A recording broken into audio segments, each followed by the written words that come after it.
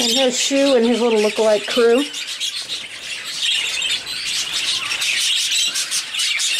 Okay, have to go. There's Daddy. He's out. He just discovered his hen is here. That's Spring. Reunited. And here's the little babies. Look at these guys. How different they are in personality. They're like, oh look, food. Look at this. How nice. All that delicious stuff.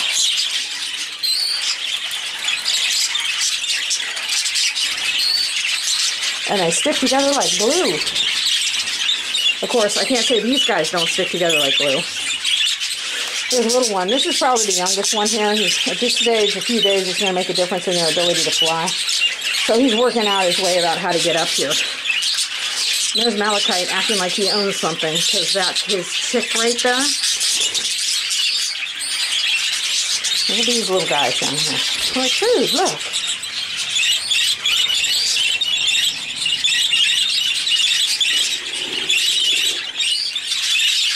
Hi, sweetie.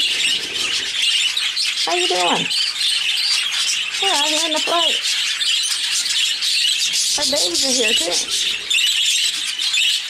So happy to see each other. I think one of the reasons that I notice so much about these birds' behavior is because my birds all look different. So when I have bonded pairs that spend all of their time together out in a flight cage full of 50 birds, I can tell just because they look like, I know what they look like. There's a bonded pair. There's a bonded pair. There's a bonded pair.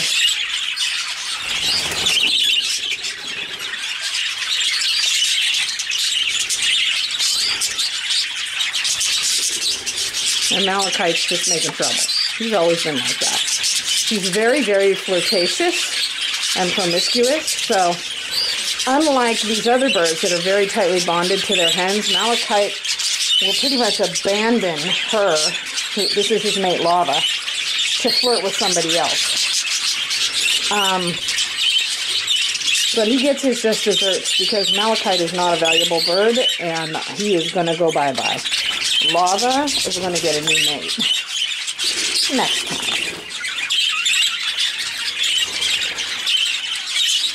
Look at these little guys. It's like fly. I don't know. Do we really need to fly? They're exactly the same age as the double factor spangled chick. Look at her. Looking down.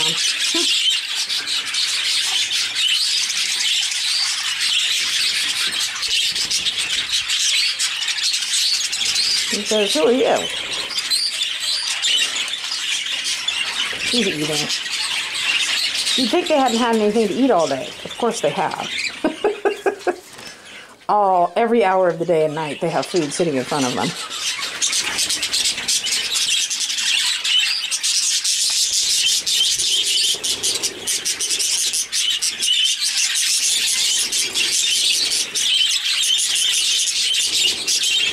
He's marking territory. As I said, they're all members of the same flock, but they haven't seen each other a while, and for the first time they're parents. So this is Henry and Evangeline right here. This is Shu and Spring, and Nizer and Vapor. And people say they don't bond for life. They will literally spend all day sitting with each other.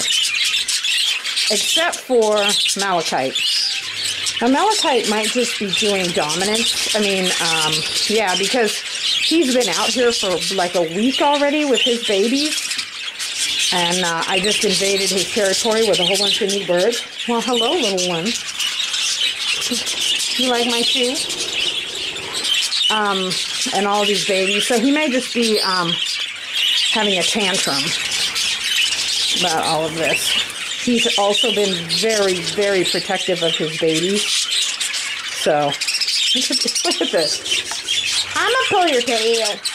It's like little boys pulling girls' ponytail.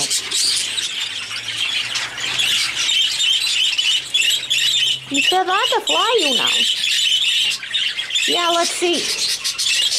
There he goes. He ain't quite up to that.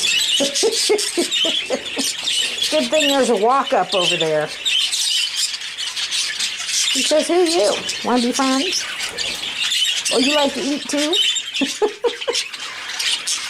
So anyway, like I said, one of the reasons I think so many breeders look at me like I'm from outer space when I say these birds bond for life is because all of their birds look the same. So they can't tell that mates are sitting with each other all day long, every day, for months and years at a time. But I can tell, because my birds do not all look the same. So, and like this cage over here is bonded pairs, and if I went over there, I could point out at least half of them sitting with each other. So.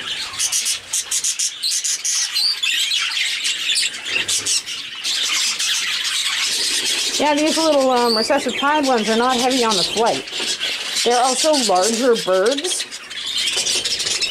Much like this is Malachite and Lava's little gray baby, who's absolutely huge. And she's a little bit less flighty as well. But this thing right here is a walk-up, so they can literally walk right up it to the perches. So they'll figure it out. And they'll get better at flying very, very quickly.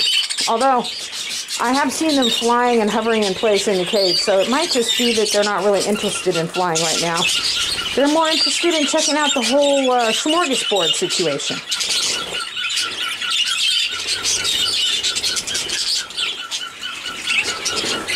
See, this little Henry and Evangeline chick looks so small next to the recessive pied, even though he's a week and a half older.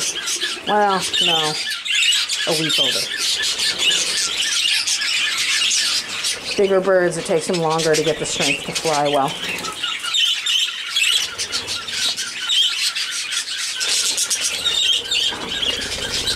Oh, there's a little recessive pied. You got some height on that time. They'll get there. Okay, so next time we'll be releasing Scarn, and I'll pull, that is his girl Pastel. I'll pull her and put her over here. And we'll be releasing Danube, and that is his girl right there, Geyser, and I'll pull her and put her over here. And then this cage will be full. It will have probably a little bit over full, actually. We'll probably have about 34 birds in here, I think I counted. Which I'd like to keep it at 30.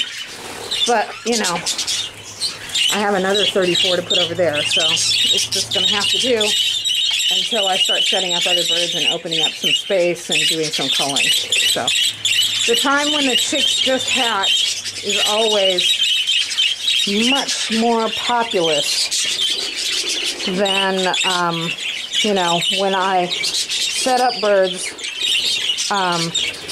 I'll go through, set up a whole group of birds, and whoever's left is who gets culled.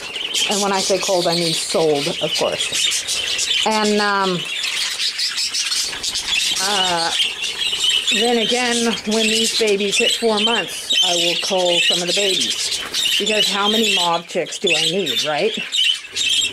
So, okay, that's it for now.